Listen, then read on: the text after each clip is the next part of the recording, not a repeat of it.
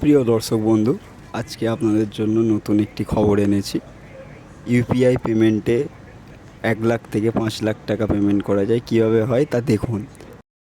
পুরোটা দেখতে সম্পূর্ণ ভিডিওটি দেখতে থাকুন।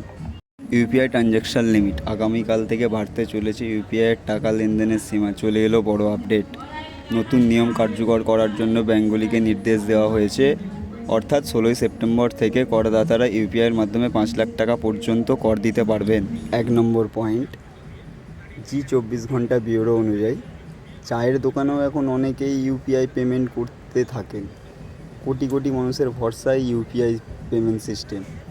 একবার ইউপিআই পেমেন্ট সিস্টেমে বড় বদল আনতে চলেছে national payment corporation of India. এবার ইউপিআইয়ের মাধ্যমে 5 লাখ টাকা পর্যন্ত প্রদান করা যাবে। আগে এই সীমা ছিল অনেক কম। আগামীকাল থেকে এই সীমা লাগু হবে।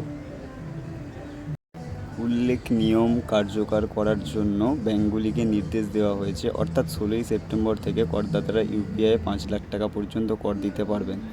এছাড়াও ব্যক্তিগত ও অন্যান্য ক্ষেত্রেও নতুন সীমা প্রযোজ্য হবে।